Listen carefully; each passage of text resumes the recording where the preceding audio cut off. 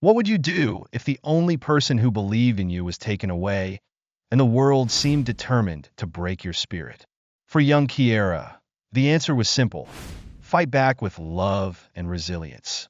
From a small bake sale torn apart by injustice to a legacy that feeds an entire community, this is the story of a girl who turned her pain into purpose. But how far can hope and determination truly take her? Stay with us to witness a journey of heartbreak, courage, and the unshakable power of one person's will to make a difference. But before we begin, let us know where you're watching from in the comments. We also wish you and your loved ones a warm, joyful, and happy new year. And if this story touches your heart, don't forget to hit that subscribe button. We'll be bringing you more amazing stories tomorrow. Now, let's embark on this journey together. The early morning sunlight streamed down on a modest suburban street, painting it in soft gold hues. 12-year-old Kiera and her grandmother, Ruth, worked side by side on a foldable table set up near their little home. A handwritten sign, decorated with colorful marker designs, proudly proclaimed, "Freshly baked. Every dollar counts toward love." Kiera's small hands carefully arranged trays of cookies, muffins, and brownies on the table, her young face glowing with a mixture of excitement and determination. "Grandma Ruth, do you think we'll sell everything today?" Kiera asked, her voice brimming with hope. Ruth, leaning on her trusty cane, smiled warmly at her granddaughter. "With your baking skills, darling, I'm sure people won't be able to resist." Despite her reassuring words, Ruth's movements betrayed her exhaustion. Years of managing a chronic illness had taken a toll on her body, but her spirit remained as strong as ever. She gently placed a plate of chocolate chip cookies on the table, her hand trembling slightly. Kiera's smile grew brighter as she adjusted the banner flapping in the gentle breeze. "I bet Mrs. Jenkins from across the street will buy a whole tray again," she said confidently. "You never know," Ruth replied, her eyes sparkling. "But remember, even one sale is a blessing." By mid-morning, the scent of freshly baked goods wafted down the street, drawing in a trickle of neighbors. Mr. Whitfield, the retired teacher from 2 houses over, stopped by first. "My grandkids will love these," he said, placing a generous $20 bill into the jar and walking away with a box of oatmeal raisin cookies. A jogger paused to grab a muffin, offering a kind smile. "Good luck, young lady," she said, giving an extra $5. Kiera couldn't hide her excitement. "Grandma, look, we've already made $35. Ruth chuckled softly, patting Kiera's hand. "You're doing wonderfully, Kiera. Every dollar brings us closer to covering those medical bills." As the morning progressed, the table became the hub of cheerful chatter. Ruth and Kiera shared lighthearted conversations with their neighbors, and Kiera's infectious enthusiasm spread to everyone who passed by. It felt like, just for a moment, the weight of their struggles lifted. By noon, the street began to quiet down as most of their neighbors retreated indoors. Kiera stood back, admiring their nearly empty trays. "I think we've done great so far, Grandma," she said, beaming with pride. Ruth smiled, though she leaned more heavily on her cane now. "You're a natural entrepreneur, Kiera," she said, a hint of tiredness in her voice. Suddenly, a low hum interrupted the tranquil atmosphere. Kiera turned toward the source of the sound, her brow furrowing as a black and white police cruiser slowly pulled up to the curb. "Grandma, why are the police here?" Kiera whispered, a flicker of nervousness crossing her face. "I'm not sure, sweetheart," Ruth replied, straightening as much as her frail frame allowed. "Stay close to me." The car doors opened, and 2 officers stepped out. Leading them was Officer Hayes, a tall, imposing man with a no-nonsense demeanor etched into his stern features. His partner, a younger officer with a clipboard in hand, followed a few steps behind. Kiera instinctively moved closer to her grandmother, clutching the edge of the table. Ruth, ever composed, greeted them politely. "Good afternoon, officers. Is there a problem?" Officer Hayes crossed his arms, his gaze sweeping over the table. "We've received a report about an unauthorized business operating here. Do you have a permit for this bake sale?" Ruth's brows knitted together. This isn't a business, she explained patiently. We're just selling a few baked goods to raise money for my medical expenses. It's a simple neighborhood effort, not a formal operation. Officer Hayes's expression remained impassive. Regardless, ma'am, city ordinances require a permit for any public sale. Kiera's heart sank, but she mustered the courage to speak. But we're not hurting anyone, she said, her voice small but resolute. Ruth gently placed a hand on Kiera's shoulder, a silent gesture to let her handle the situation. Officer, Ruth continued, her tone calm but firm, surely this is just a misunderstanding. We've done this before without any issues. We're only trying to cover medical bills. Hayes's lips curled into a faint smirk. Rules are rules, ma'am. I'm going to have to ask you to shut this down immediately. Kiera's eyes widened. But Grandma worked so hard. I worked hard too.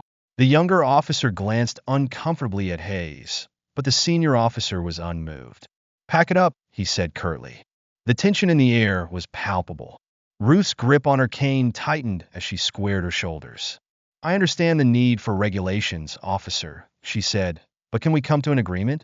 This is for health expenses, not profit.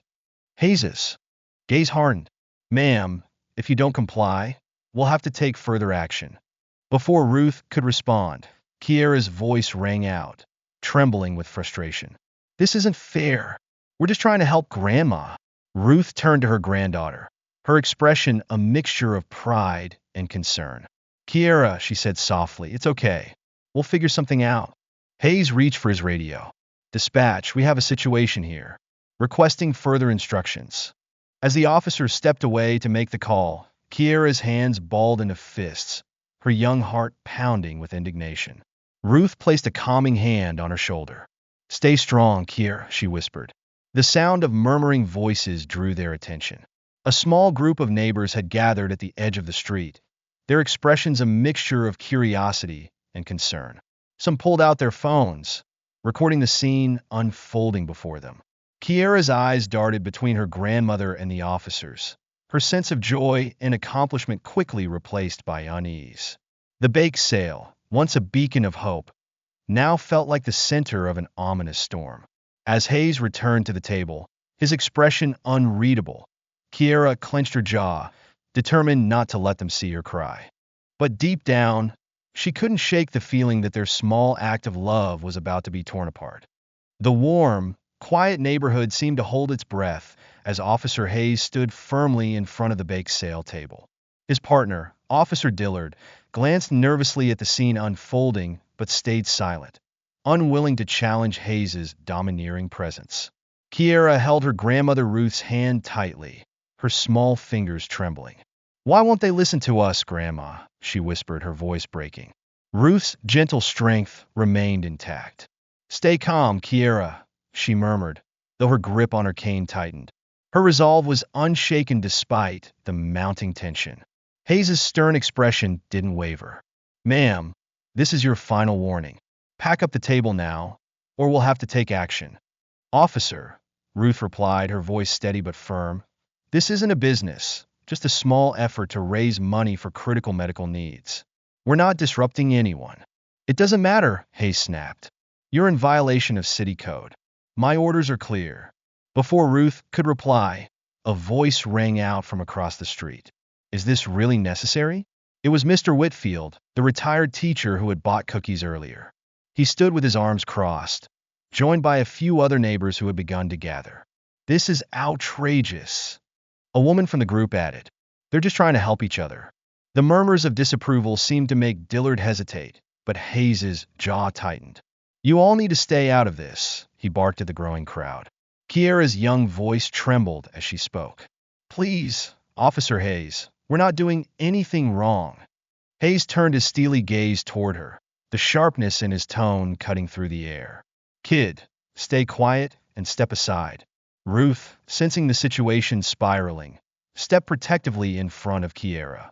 You don't need to speak to her like that, she said, her voice unyielding despite her frail frame. Her defiance seemed to agitate Hayes further. He gestured sharply to Dillard. Confiscate the money and dismantle this setup. Now! No! Kiera cried, her voice rising with desperation. She darted forward, her small body blocking the jar of money on the table. Ruth moved to shield her granddaughter, placing herself between Kiera and the officers. "You will not touch her," she declared, her tone firm despite the quiver in her voice. But Hayes's patience had run out. "Enough," he barked, stepping closer. What happened next seemed to unfold in slow motion. Hayes reached out to push Ruth aside, his actions rough and entirely unnecessary. The force sent her stumbling backward. Her cane slipped from her hand, clattering to the ground, and she fell hard onto the pavement. "Grandma!" Kiera screamed, dropping to her knees beside Ruth. Tears streamed down her face as she clutched her grandmother's arm. "Are you okay? Please say something." Ruth winced, her face pale and twisted in pain. I'm fine," she whispered weakly, though her trembling hands betrayed her struggle. The scene escalated further as Dillard reluctantly overturned the bake sale table, spilling trays of cookies and muffins onto the sidewalk. The jar of money fell, its contents scattering in the chaos. "Stop it," Kiera sobbed, pounding her small fists against Dillard's leg in a futile attempt to stop him. "You're ruining everything." "Step back, kid," Hayes barked, grabbing her arm and pulling her away from the mess. "Don't touch her," Ruth cried out, her voice hoarse with pain as she struggled to sit up. The commotion drew more neighbors from their homes. Smartphones were raised, their cameras capturing every heartbreaking second. "Is this how you serve and protect?" someone shouted from the growing crowd. One elderly man, clearly incensed, stepped forward. "What harm were they doing to anyone?" "Shame on you." Hayes turned, glaring at the onlookers. "Disperse," he commanded, but the murmurs of discontent only grew louder. Meanwhile, Kiera knelt beside Ruth, tears blurring her vision as she wiped dirt and crumbs from her grandmother's dress. "Grandma, please," she pleaded. "Let me help you stand." Ruth placed a trembling hand on Kiera's cheek. "Don't cry, sweetheart," she whispered, though her voice cracked under the weight of her own fear and pain. "We'll get through this." The sight of Ruth on the ground, paired with Kiera's helpless sobs, shifted the mood in the crowd. Some stepped forward, placing protective barriers between the officers and the bake sale remnants. "This has gone too far," one woman said, her voice shaking with anger. Mr. Whitfield nodded, his face red with indignation. "They have no right to treat them like this." Hayes glanced around, sensing the tide turning against him. "We're done here," he muttered to Dillard, motioning for him to retreat. The two officers walked back to their cruiser, leaving behind a scene of destruction and heartbreak. Ruth's toppled chair, broken trays, and scattered baked goods painted a stark picture of unnecessary cruelty. For a moment, there was only silence, save for Kiera's quiet sobs and Ruth's labored breathing. Mr. Whitfield crouched beside them, his voice low and steady. "We saw everything," he said. "This won't go unanswered. I'll make sure of it." Ruth managed a faint smile, though pain still etched her face. "Thank you, Mr. Whitfield," she said softly. Kiera, her young face streaked with tears, looked up at him. "They took everything," she said, her voice breaking. "We worked so hard, and they destroyed it all." Mr. Whitfield placed a reassuring hand on her shoulder. "You did nothing wrong, Kiera.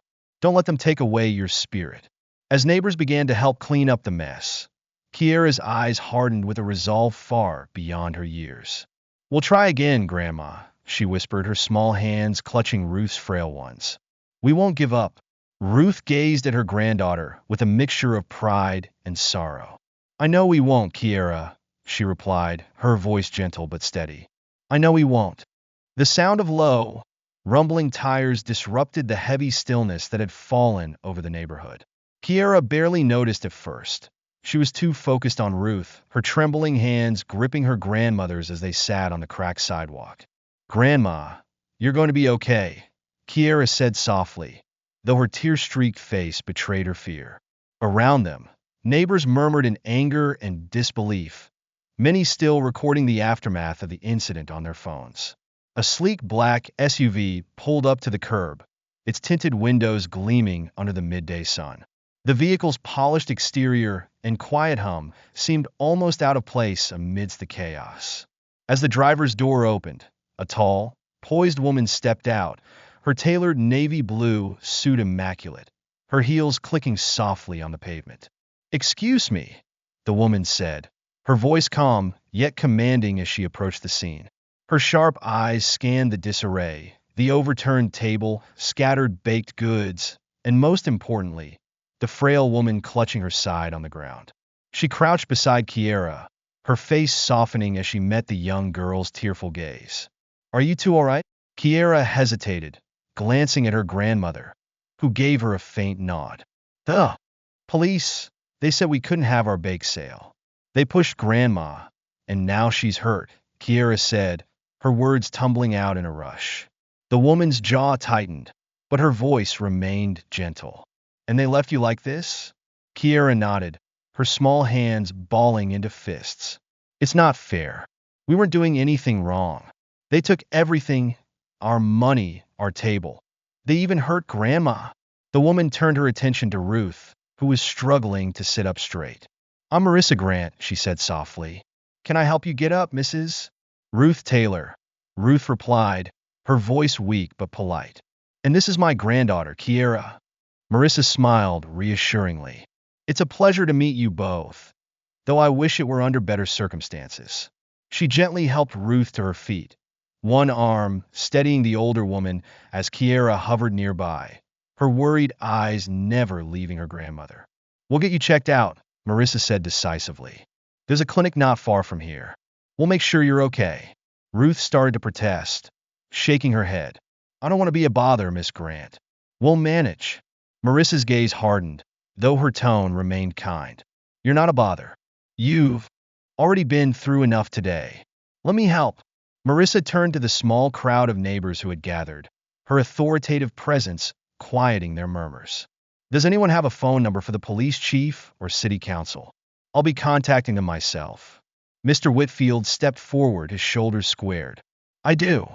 I'll make sure the council hears about this too." "Thank you," Marissa said with a curt nod. She glanced back at Ruth and Kiera. "This isn't over," she murmured, more to herself than anyone else. Marissa led Ruth and Kiera to her SUV, helping Ruth into the back seat and ensuring she was comfortable before turning to Kiera. "Hop in, sweetheart," she said, her voice softening. Kiera hesitated, looking back at the mess left behind, the broken banner, the scattered crumbs. "But what about—" "Don't worry about that," Marissa interrupted gently. "Your neighbors will help clean up. Right now, we need to focus on getting your grandmother the care she needs." Reluctantly, Kiera climbed into the car, glancing out the window as Marissa pulled away from the curb. The drive to the clinic was tense, the silence broken only by the hum of the engine and the occasional quiet groan from Ruth.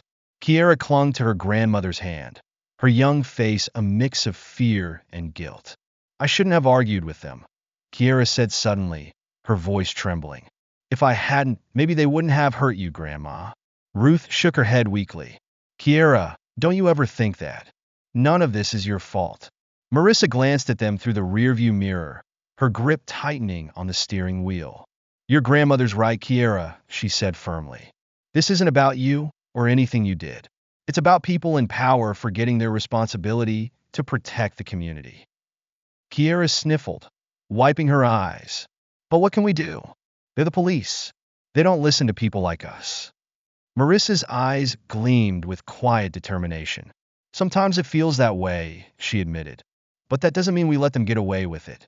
People like you and your grandmother are the heart of this community, and it's time they remembered that."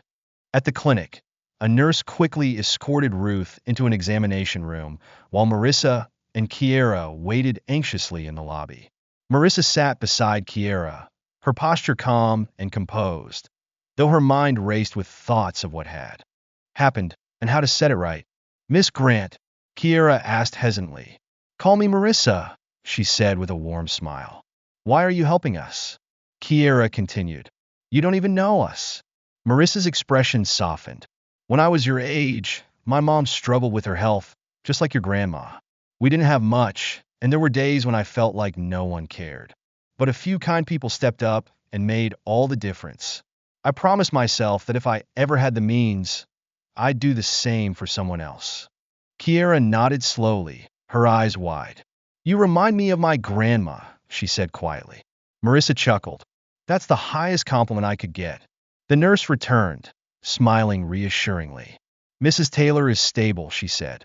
No broken bones, but she needs to rest and avoid stress. Marissa thanked the nurse and helped Ruth back into the car. As they drove away, she made a quick call on her Bluetooth headset. Shannon, I need you to prepare a room at the community clinic for a meeting tomorrow. And pull everything you can on city permit laws. Kiera tilted her head curiously. Who's Shannon?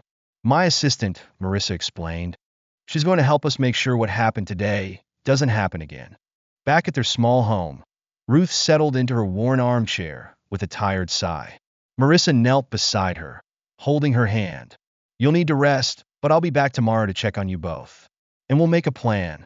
This isn't the end of your bake sale, I promise. Ruth smiled weakly. You're a blessing, Marissa. I don't know how to thank you. By getting better, Marissa replied gently. As Kiera walked Marissa to the door, she looked up at the woman with newfound admiration. Do you really think we can fix this? Marissa crouched to meet Kiera's gaze. I don't think it, Kiera. I know it, but we'll need to be brave, just like your grandma was today. Kiera nodded, her determination rekindled. As Marissa drove away, the faint glow of hope returned to Kiera's heart. For the first time since the officers had arrived, she felt like they might have a chance to fight back. The morning sun barely peeked through the overcast sky as Kiera and Ruth sat silently in Marissa's SUV, the atmosphere inside heavy with a mix of anxiety and resolve. Marissa adjusted the rearview mirror, her sharp eyes reflecting determination. You ready for this, Kiera? She asked gently, glancing at the young girl in the back seat. Kiera nodded hesitantly, clutching Ruth's hand tightly. As ready as I'll ever be, she whispered, though her voice wavered. Ruth placed her free hand over Kiera's. We'll be okay, sweetheart, she said, though the faint tremor in her voice suggested she was trying to convince herself as much as her granddaughter. Marissa parked the car outside the Glenview Police Precinct, its imposing brick exterior radiating authority. The large blue and white emblem above the door seemed more intimidating than welcoming. Stay close to me, Marissa said firmly as she stepped out of the car, adjusting her blazer. Kiera and Ruth followed, their steps hesitant but determined. Inside the station, the atmosphere was sterile and uninviting. A lone officer sat at the front desk, lazily flipping through papers. He didn't bother to look up as Marissa approached. Excuse me, Marissa said, her voice calm yet commanding. We're here to file a complaint about police misconduct. The officer glanced up, his expression bored. You'll need to fill out a form, he said, sliding a clipboard across the counter. Marissa didn't flinch.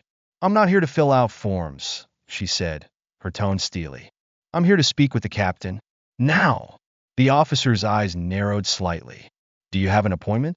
No, Marissa replied, meeting his gaze without hesitation. But if you prefer, I can call the mayor's office and explain why this precinct is obstructing a report of police brutality. The officer stiffened, clearly caught off guard. After a brief pause, he picked up the phone, muttering into the receiver. Captain Shaw, there's someone here demanding to see you. Says it's urgent. He gestured toward a row of chairs. Wait over there. Marissa led Kiera and Ruth to the seating area, her posture poised as ever. Kiera fidgeted nervously, her small hands twisting together. Marissa, Kiera whispered, what if they don't believe us? Marissa leaned down to her level, her voice gentle but firm. Kiera, the truth is on our side, and I won't let them dismiss this. Not today. Minutes later, a tall, broad-shouldered man with graying hair and a stern expression entered the lobby. His badge read Captain Shaw, and his sharp eyes immediately scanned the group before settling on Marissa. I'm Captain Shaw, he said, his tone measured. I understand you have a complaint to file? Marissa rose to her feet, extending a hand. Marissa Grant, thank you for seeing us. The captain shook her hand, though his gaze remained guarded. Follow me, he said, leading them to a small conference room. As they settled into the room, Marissa wasted no time. Captain Shaw, we're here because of an incident involving Officer Hayes and his team, she began. Yesterday, They forcibly shut down a bake sale run by this young girl and her grandmother. Kiera's voice trembled as she added, "They pushed my grandma, and she got hurt. They took our money and broke everything." Captain Shaw's expression didn't change, though a flicker of unease crossed his eyes. "These are serious accusations," he said. "Do you have any evidence?" Marissa reached in her bag and pulled out her tablet, tapping the screen to play a video recorded by one of the neighbors. The footage showed Hayes shoving Ruth the overturned table and Kiera's tearful protests. The captain's jaw tightened as he watched. "I see," he said finally, his voice low. Marissa leaned forward, her voice sharp. "This isn't just about one incident, Captain. This is about abuse of power." Officer Hayes's actions were not only excessive, they were cruel and unnecessary. Shaw raised a hand, signaling for calm. "I understand your frustration, Ms. Grant, but these matters require a thorough investigation. We can't jump to conclusions." Marissa's eyes narrowed. "With all due respect, Captain, this is not a matter of protocol. It's a matter of accountability. Your officer assaulted a senior citizen and traumatized a child. That's not something that should require weeks of bureaucratic red tape."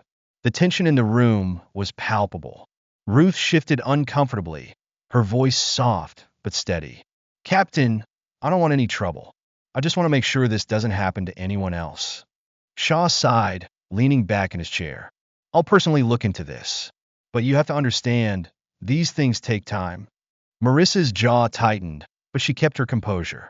"Captain, I'm not asking for miracles. I'm asking for action. If we don't see progress, I'll make sure this precinct is under public scrutiny. I have connections with the local media, and they're already interested in this story." Shaw studied her for a long moment before nodding. "I'll place Officer Hayes on administrative leave while we conduct our investigation. That's all I can promise for now." Kiera looked up at Marissa, her wide eyes searching for reassurance. Marissa placed a hand on her shoulder and gave a small nod. As they left the conference room, Kiera tugged on Marissa's sleeve. "Do you think he'll really do something?" Marissa knelt to meet her gaze, her voice steady. "It's a start, Kiera, but change doesn't happen overnight.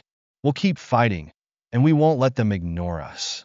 Back in the car, Ruth sighed heavily, leaning her head back against the seat. "Thank you, Marissa," she said quietly. "I don't know what we would have done without you." Marissa smiled faintly, though her expression remained determined. "You're not alone in this, Ruth. We're just getting started." The early afternoon sun filtered through the thin curtains of Ruth's modest living room, casting long shadows across the room. Kiera sat cross-legged on the floor, flipping through one of her grandmother's old recipe books, a faint smile tugging at her lips as she discovered Ruth's handwritten notes in the margins. "Grandma, did you really come up with this lemon cake recipe all by yourself?" Kiera asked, holding up the book. Ruth, reclining on the worn armchair with a thick blanket draped over her frail frame, chuckled softly. "Every bit of it, sweetheart. It took me years to get it just right." Kiera beamed. "I can't wait to make it again for the next bake sale." Ruth's smile faltered for just a moment before she nodded. "We'll make it together," she said, though her voice lacked its usual strength. Marissa arrived shortly after with bags of groceries in hand. "I got those special lemons you mentioned, Ruth," she said, setting the bags on the kitchen counter. "And I picked up some extra flour and sugar, just in case." "You're spoiling us," Ruth teased, though her voice was faint. Marissa's eyes lingered on Ruth, noting the increasing pallor of her skin and the shallow rise and fall of her chest. "How are you feeling today?" Marissa asked gently, taking a seat next to her. "Oh, you know me," Ruth replied with a faint wave of her hand. "I'm stubborn enough to keep going." But Marissa's concern deepened. "Ruth, if you're not feeling well, we should call the doctor." "No need to fuss over me," Ruth insisted. "I'm just a little tired, that's all." As the day wore on, Ruth's condition visibly worsened. By evening, she struggled to sit upright, her breaths growing shallow and labored. Kiera noticed first, her wide eyes filling with fear. "Grandma?" Kiera said, her voice trembling. "Are you okay?" Ruth tried to smile, but couldn't manage it. "I'm fine, sweetheart," she whispered, though her words barely carried. Marissa sprang into action, grabbing her phone. Ruth, I'm calling an ambulance. No arguments this time. Ruth didn't protest, her energy too depleted to resist. The ambulance ride to the hospital was tense and silent, save for the occasional beep of the medical equipment. Kiera sat beside Marissa, clutching her grandmother's hand tightly, her small body trembling. "Grandma, please don't leave me," Kiera whispered, tears streaming down her face. Ruth managed a weak smile. "I'm not going anywhere, my love," she said softly, though her voice was barely audible. Marissa placed a comforting arm around Kiera, her own face a mask of composure, even as worry gnawed at her. At the hospital, Ruth was rushed into a treatment room, while Marissa and Kiera waited outside. The harsh fluorescent lights of the waiting area made everything feel colder, more sterile. Kiera clung to Marissa, her young face pale with fear. "What if she doesn't get better?" Kiera asked, her voice breaking. Marissa knelt in front of her, taking her hands gently. "We have to trust the doctors, Kiera," she said firmly. "They're doing everything they can." Hours passed, each one feeling longer than the last.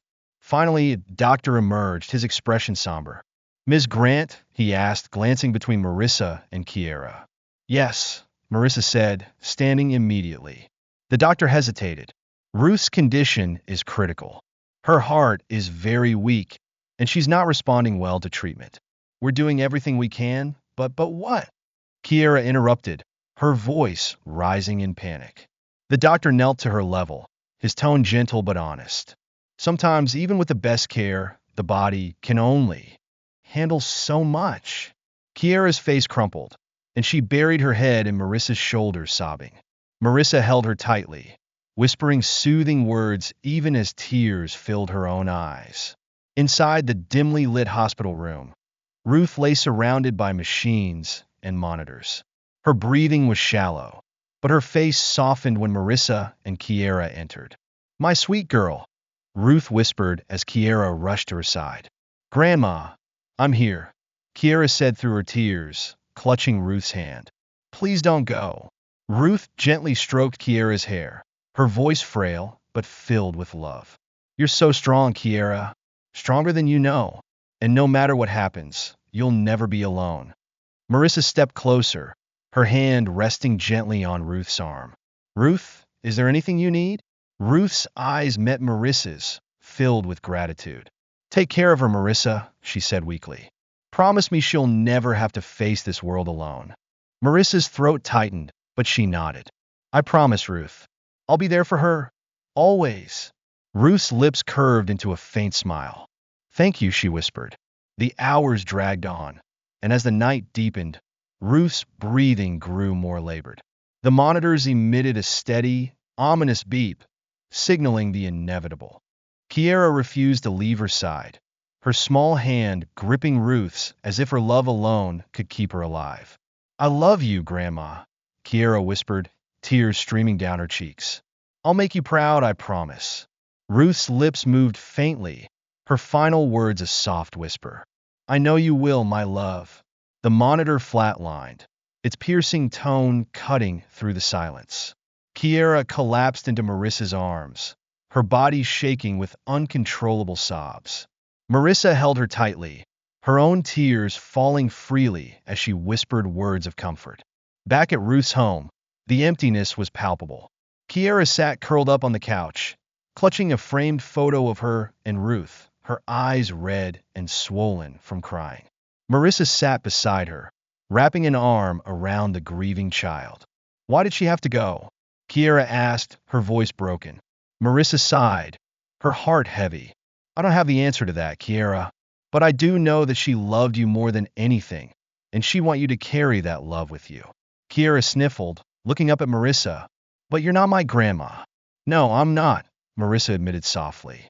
"But I promised her I'd take care of you." "You're not alone, Kiera. We'll get through this together."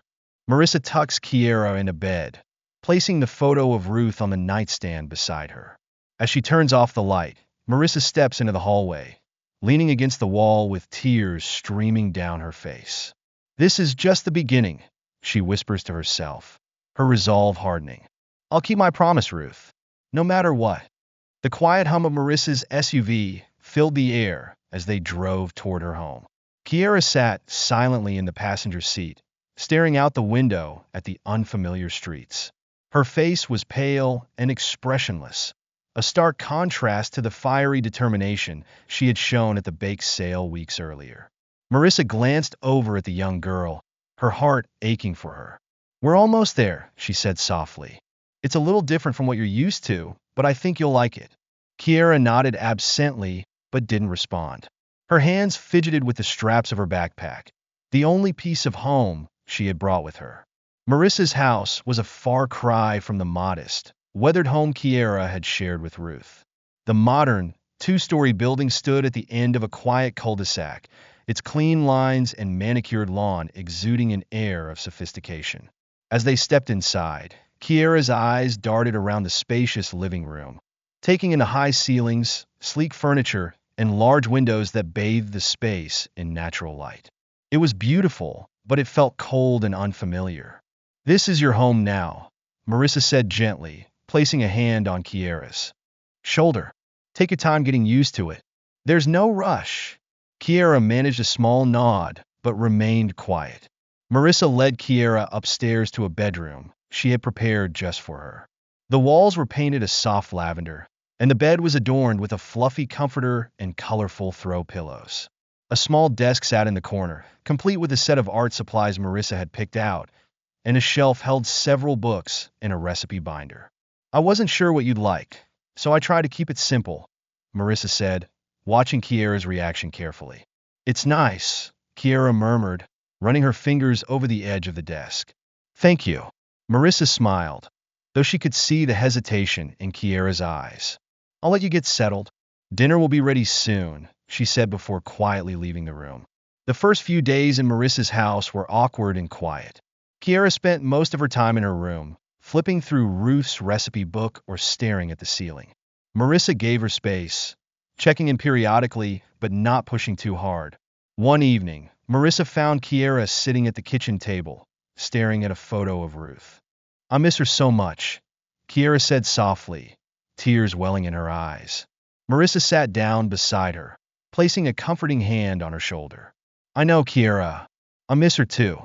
But you still have her with you, in your heart, and in everything she taught you." Kiera wiped her eyes, her voice trembling. "She loved baking. It was our thing."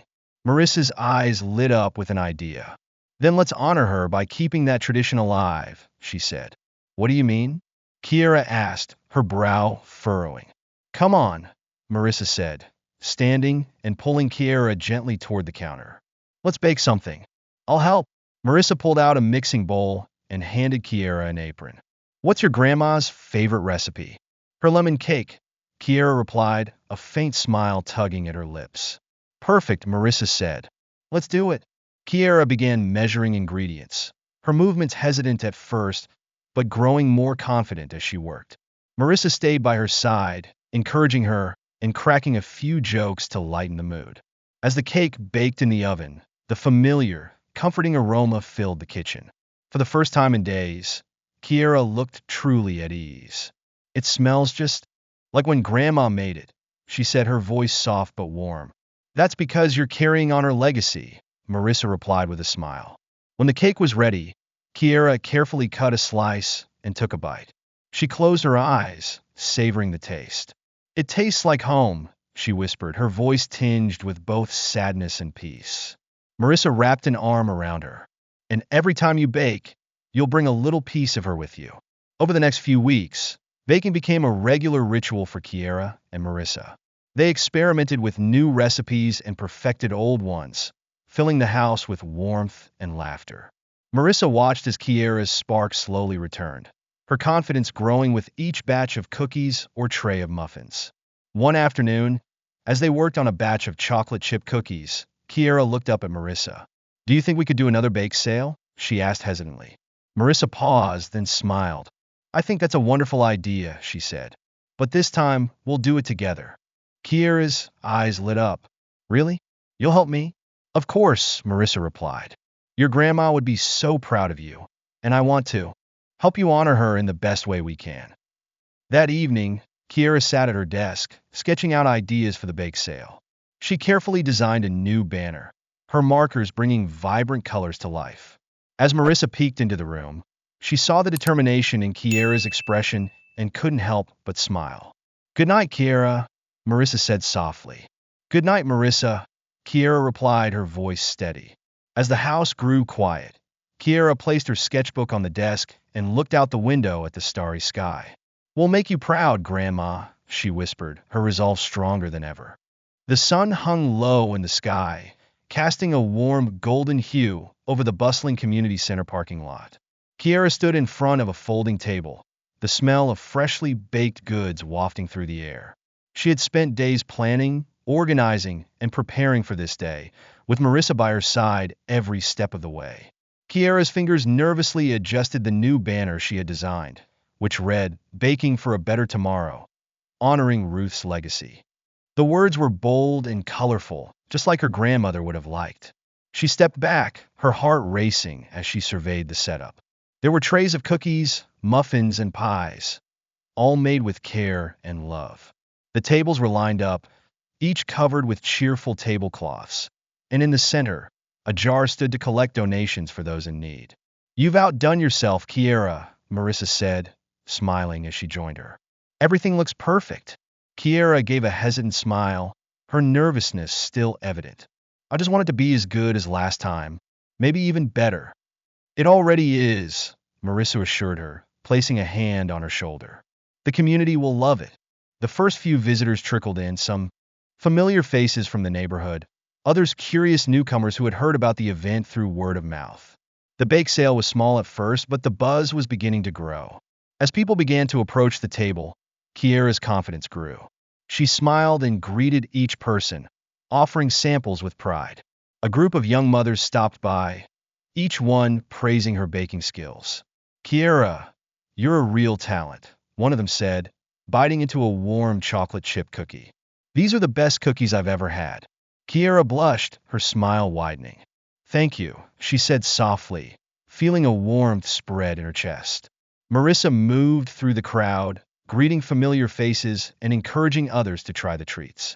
She had been instrumental in getting the word out, using her connections to reach local businesses and schools.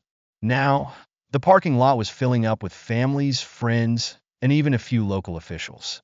The atmosphere was lively, filled with chatter and laughter as people gathered to support a cause that had captured the heart of the community.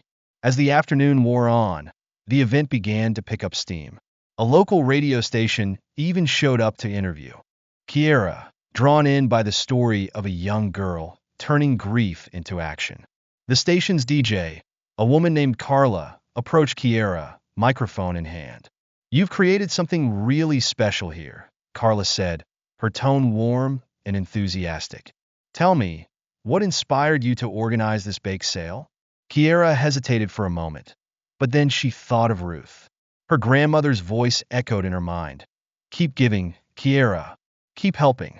"Well, my grandma loved to bake," Kiera said, her voice gaining strength. "She taught me everything I know, and when she passed away, I wanted to find a way to honor her. This bake sale is for everyone in the community to help raise money for those who need it most. It's about giving back." Carla smiled, clearly moved by Kiera's words. "That's truly beautiful, Kiera. You've created something much bigger than a bake sale. You've created a legacy."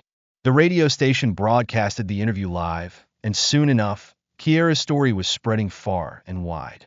More and more people stopped by the booth, many inspired by her strength and her desire to help others in the face of her own loss. By the end of the day, the bake sale had surpassed all expectations. Kiera and Marissa had raised more money than they had ever hoped for, and the energy in the air was nothing short of electric.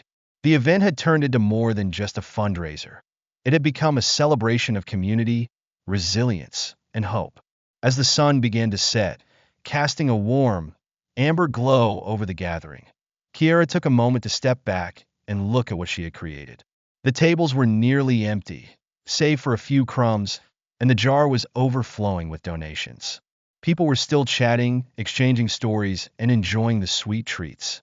"This is amazing, Marissa," Kiera said, her voice full of awe. I never thought we could do something like this. You did it, Kiera, Marissa replied, her eyes glistening with pride. You created this. You've honored your grandmother's legacy in a way that's truly remarkable. Kiera smiled, her heart swelling with pride. I couldn't have done it without you.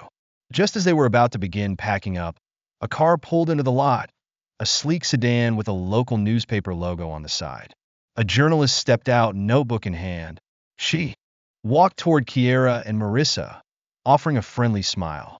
Hi, I'm Emma Hayes from the Glenview Times. The journalist introduced herself. I've been hearing a lot about this event, and I'd love to cover it for the paper. Do you mind if I ask you a few questions? Kiera looked to Marissa for guidance, who nodded with a reassuring smile. Go ahead, Kiera. Tell your story. With a deep breath, Kiera turned to Emma. Sure. What would you like to know? The interview went smoothly, with Kiera sharing her journey, her grief, her determination, and the inspiration behind the bake sale. Emma took detailed notes, pausing only to ask a few follow-up questions.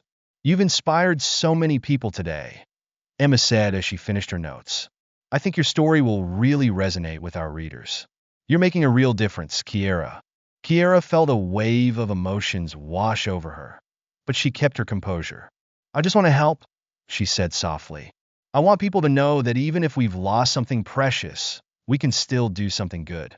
My grandma always said, the best way to honor what we've lost is to keep moving forward. Emma smiled, clearly touched by Kiera's words. I think your grandma would be very proud of you. As Emma left, promising to write an article about the event, Kiera turned to Marissa, a sense of fulfillment washing over her. Do you think people will really care about my story? She asked, still processing everything that had happened. Marissa smiled, pulling her into a warm embrace. Kiera, your story is more than just about this bake sale. It's about hope, love, and resilience. You've shown people that even in the face of hardship, we can rise up and make a difference. Kiera smiled, her heart swelling with pride and a new sense of purpose. For the first time in weeks, she felt like she was finally living up to the promise she had made to Ruth, to be strong, to give back, and to honor her grandmother's legacy.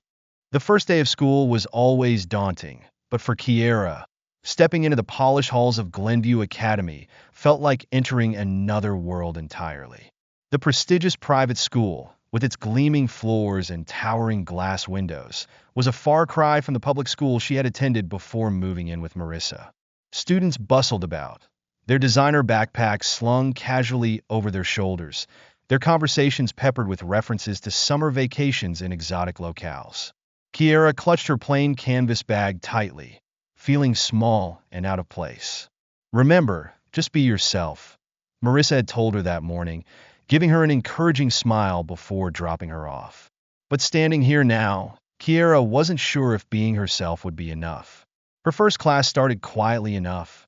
Kiera slipped into a seat near the back, hoping to stay unnoticed. But as the teacher introduced her as a new student, the whispers began. Isn't she the bake sale girl? One girl murmured to her friend. Yeah, the other replied, her tone dripping with disdain. I saw her on the news. Such a sob story. Kiera's cheeks burned as she stared down at her notebook, pretending not to hear. Lunchtime wasn't much better. She sat alone at the edge of the cafeteria, picking at her sandwich while groups of students laughed and chatted around her. Occasionally, she caught them glancing her way, their expressions a mix of curiosity and judgment. Why do they even care? She muttered under her breath, frustration bubbling within her. As the days turned into weeks, the sense of alienation only grew. While some teachers seemed impressed by her work ethic, others questioned her abilities more than they did her peers. Are you sure this assignment is entirely your own work? One teacher asked after she turned in a particularly well-written essay. Yes, Kiera replied, her voice steady despite the sting of the question. The teacher simply nodded, but the doubt in their expression lingered. One afternoon, as she packed up her things after class, a boy named Julian approached her desk. His bright smile and easy demeanor stood out in the otherwise chilly atmosphere. Hey, he said, offering her a friendly wave. I'm Julian. You're Kiera, right? Kiera nodded cautiously. Yeah, hi. I saw your bake sale story. That was really cool, he said. I think what you're doing is awesome. Kiera blinked, caught off guard. Really? Yeah, Julian said, leaning on her desk. Don't let these people get to you. They just don't understand.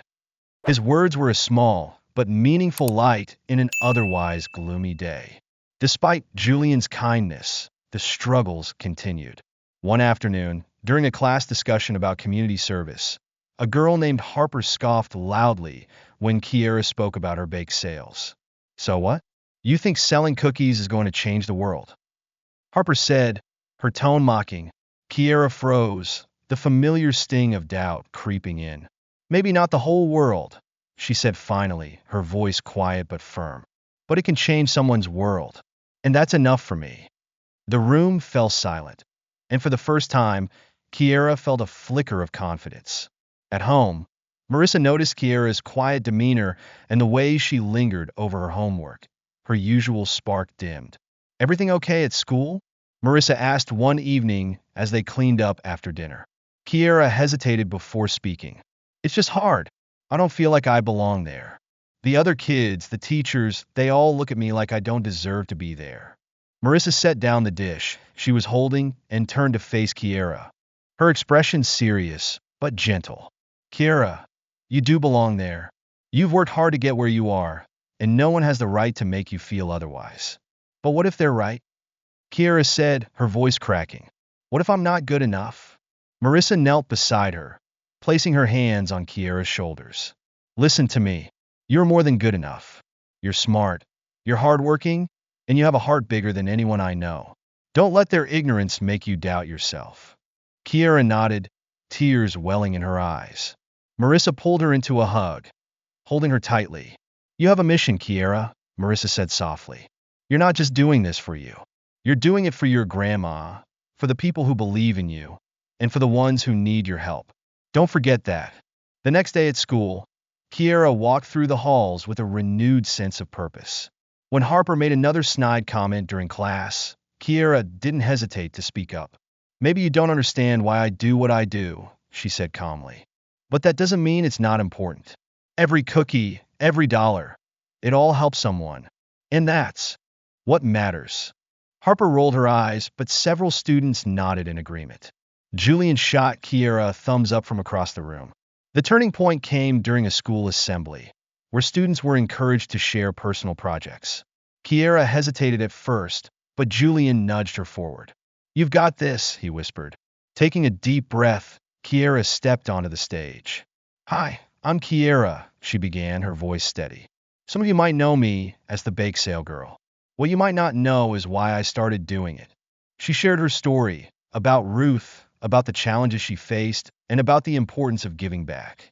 By the time she finished, the auditorium was silent, many students visibly moved. Afterwards, several classmates approached her, their attitudes shifted. That was amazing, Kiera, one girl said. You're really inspiring. Thanks, Kiera replied, her smile genuine. At home that evening, Kiera recounted the day's events to Marissa, her excitement bubbling over. They actually listened, she said, her eyes bright. Maybe I can make a difference. Even here, Marissa smiled, pride evident in her expression. I never doubted it for a second. As Kiera sat by her desk that night, she looked out at the night sky, feeling a deep sense of gratitude. She wasn't alone in her struggles anymore, and for the first time in a long time, she felt the strength of love and community lifting her up. The grand opening of the community kitchen was set for a crisp autumn morning. Kiera stood outside the newly renovated building, staring up at the bold sign above the entrance. Ruth's Table, a place for all. The letters gleamed in the sunlight, a testament to months of hard work and the love that had carried her this far. Marissa stepped beside her, holding a clipboard and looking every bit the organized mentor Kiera had come to rely on. Are you ready? She asked, her tone a mix of encouragement and pride. Kiera took a deep breath, her hands trembling slightly. I think so, she said, though her heart raced. Marissa placed a steadying hand on her shoulder. You got this. Ruth would be so proud of you. The kitchen was abuzz with activity as volunteers prepared for the opening. The space, once a neglected community hall, had been transformed into a warm, welcoming environment. The walls were painted a cheerful yellow, adorned with pictures of smiling families and motivational quotes. Stainless steel counters gleamed under the bright lights, and the aroma of freshly baked bread filled the air. Kiera moved through the space, checking on the volunteers and offering a kind word to everyone she passed. The nervousness she had felt earlier began to fade, replaced by a quiet determination. Kiera, Julian called from across the room, waving her over. He had been one of the first to sign up as a volunteer, eager to support her vision. We're ready to start serving as soon as the doors open. Kiera smiled. Thanks, Julian. Let's make this a day to remember. Outside, a crowd had begun to gather, ranging from curious onlookers to local families in need. The buzz of conversation filled the air as people waited eagerly to see what the kitchen had to offer. Among the crowd was Emma Hayes, the journalist who had covered Kiera's bake sale months ago. She approached Kiera with a notebook in hand, her expression warm. Kiera, it's amazing to see how far you've come, Emma said. Ruth's table is already inspiring so many people. Thank you, Kiera replied, her voice steady. It's not just me, though. So many people helped to make this possible. As the clock struck 11, Marissa stepped forward to welcome the crowd. She tapped the microphone, her voice carrying across the gathering. Good morning, everyone, Marissa began, her tone both professional and heartfelt. Thank you all for being here today to celebrate the opening of Ruth's table. This isn't just a kitchen, it's a symbol of what happens when a community comes together to support one another. She gestured toward Kiera, who stood beside her. None of this would have been possible without Kiera, whose vision and dedication have brought us all here today. I think it's only fitting that she says a few words. The crowd applauded as Kiera stepped up to the microphone. She glanced at Marissa, who gave her an encouraging nod, then looked out at the sea of faces before her. Hi, everyone, Kiera began, her voice shaky at first but growing stronger with each word.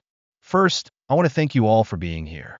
This means so much to me, and I know it would have meant the world to my grandma, Ruth. She paused, her eyes misting as she looked at the sign above the kitchen. Ruth's table isn't just a place to get a meal. It's a place where everyone is welcome, where no one has to feel alone. My grandma taught me that even when you don't have much, you can still give so much. She believed in the power of love and kindness, and I want this kitchen to carry on that legacy. The crowd was silent, hanging on her every word. Kiera took another deep breath, her hands gripping the edges of the podium. Growing up, I didn't think I could make a difference, she continued.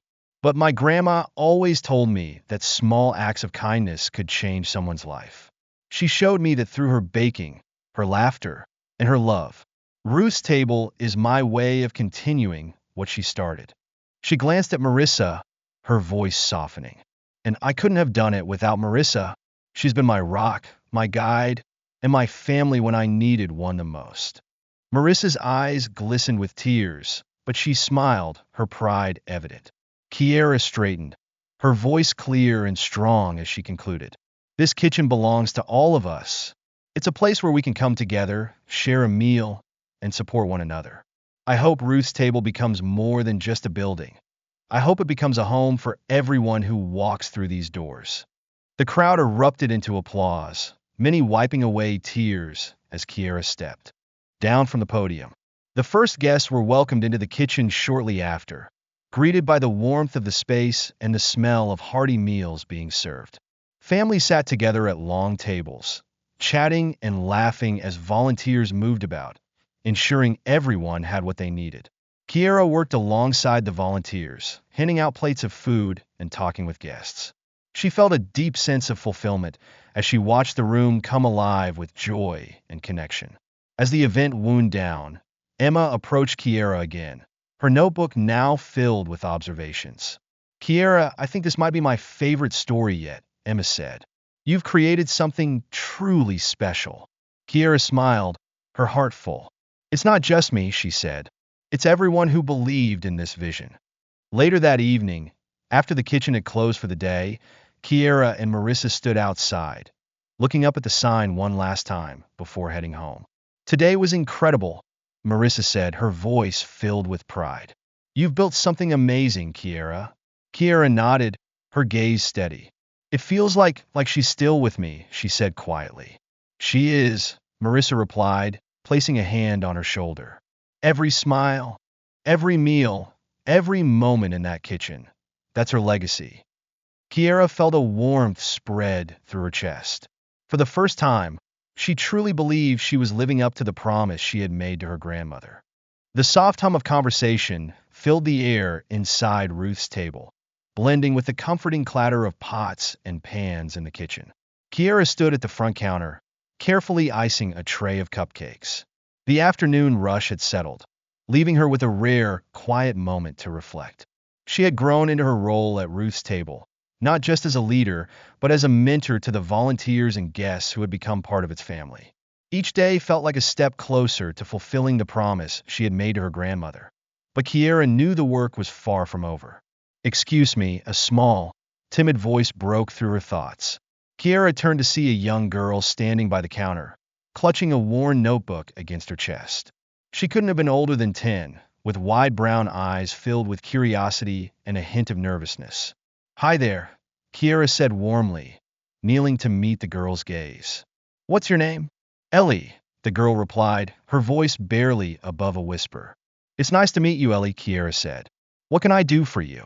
Ellie hesitated, her fingers gripping the edges of her notebook. "I heard about you and your bake sales," she said softly. I want to learn how to bake, but I don't know where to start." Kiera's heart swelled as she recognized a younger version of herself in Ellie's shy demeanor and determined eyes. She stood, holding out her hand. "Well, Ellie," she said with a gentle smile, "you've come to the right place. How about you show me what's in that notebook of yours?" Ellie's face lit up as she handed over the book. Inside were sketches of cakes, cookies, and other baked goods, all drawn with a childlike enthusiasm that spoke to her dreams. "These are amazing," Kiera said, flipping through the pages. "You've got a real eye for this." Ellie beamed, her nervousness giving way to excitement. "Really? You think so?" "I know so," Kiera replied. "And if you're ready to learn, I'd be happy to teach you." Over the next hour, Kiera and Ellie worked side by side in the kitchen.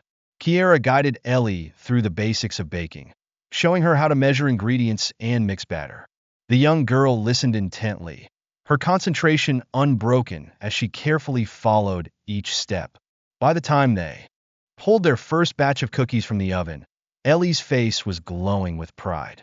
"These smell so good," she exclaimed, unable to hide her excitement. Kiera laughed. "They look perfect.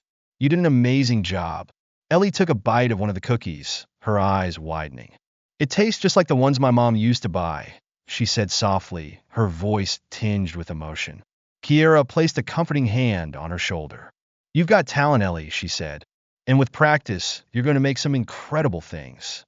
As the day wound down, Ellie's mother arrived to pick her up.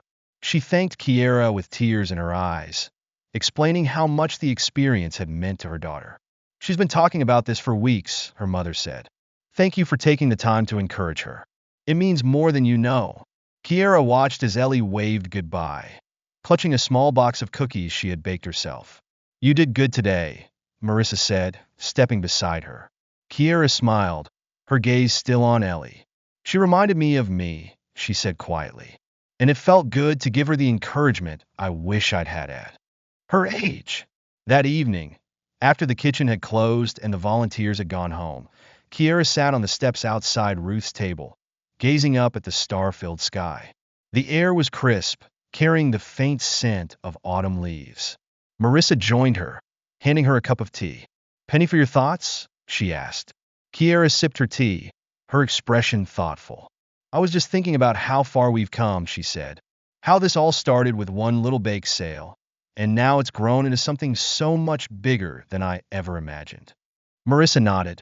"You've created something extraordinary, Kiera. But more importantly, you've inspired others to believe in themselves and in each other."